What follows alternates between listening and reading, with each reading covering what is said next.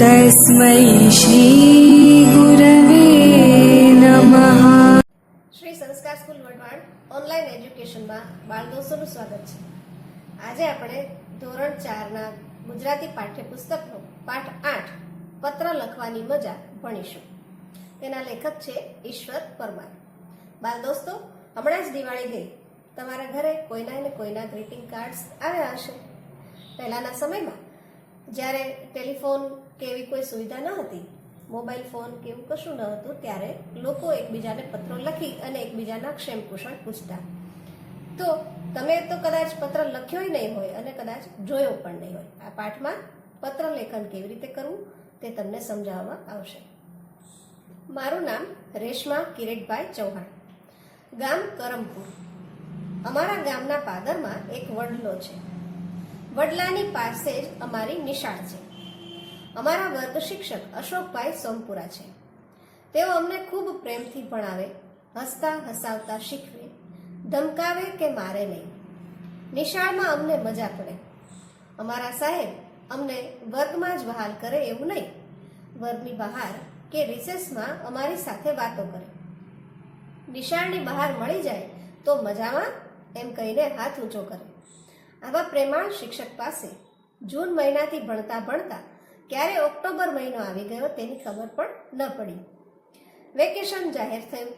અમે બધા રાજી થતા નિશાળેથી ઘર તરફ જતા હતા। ત્યાં પાછળથી આવતા અશોકભાઈ અમારી સાથે થઈ ગયા અને વડલાની છાયામાં અમારી વચ્ચે ઊભા। અશોકભાઈ કહે, બાળ દોસ્તો, વેકેશનમાં શું કરશો?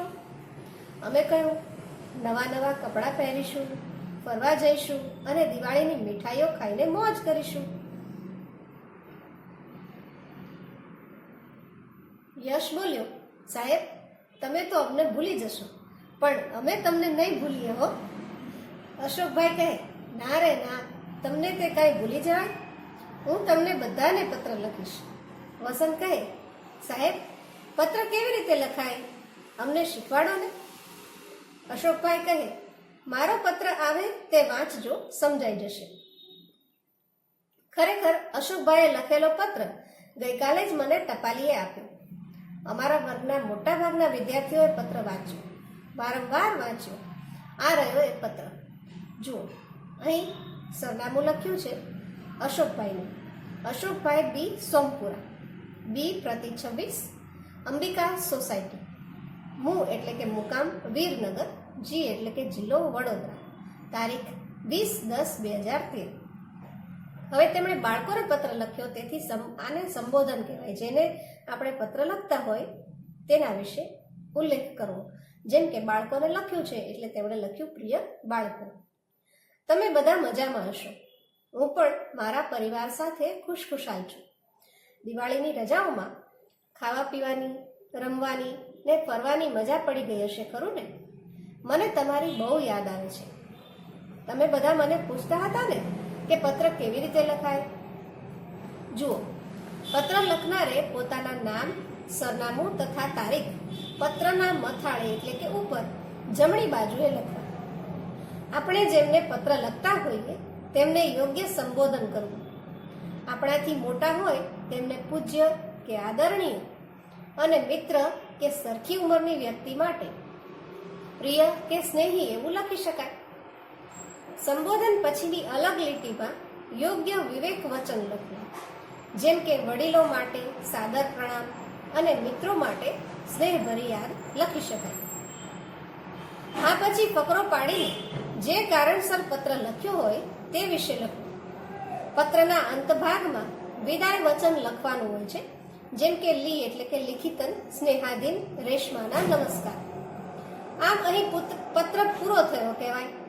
તે પછી પરબીડિયા કે કવર પર પત્ર મેળવનારના પૂરા નામ, સરનામું, પિનકોડ નંબર સહિત લખવા જોઈએ। તેની બીજી બાજુએ પત્ર લખનારના નામ, સરનામું હોય। બાળ દોસ્તો, પત્ર લેખનમાં બીજી પણ કેટલીક કાળજી રાખીએ તો આપણે લખેલ પત્ર બીજાને વાંચવાની મજા આવે। વાંચો, કઈ કઈ કાળજી રાખવી જોઈએ? જેમ કે લખાણના બધા જ અક્ષરો મરોડદાર, વ્યવસ્થિત અને યોગ્ય રીતે લખાયેલા હોય। બધા જ અક્ષરો અને શબ્દો આડી સીધી લીટીમાં લખેલા હોય।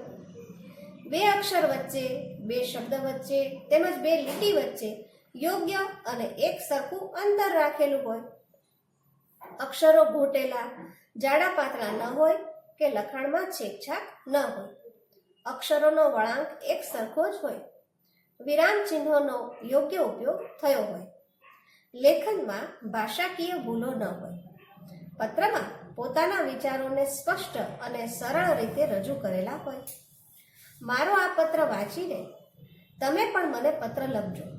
વેકેશનમાં તમે કઈ કઈ પ્રવૃત્તિઓ કરી તે વિશે તો ખાસ લખજો. જે વિદ્યાર્થીઓના પત્રો મને મળશે તે બધા જ પત્રો વેકેશન પછી હું નિશાળમાં લઈ આવીશ. અત્યારે વિજ્ઞાન યુગમાં મોબાઈલ, કમ્પ્યુટર અને ઈમેલનો વપરાશ ખૂબ વધી ગયો છે, જેથી પત્રો ખૂબ ઓછા લખાય છે.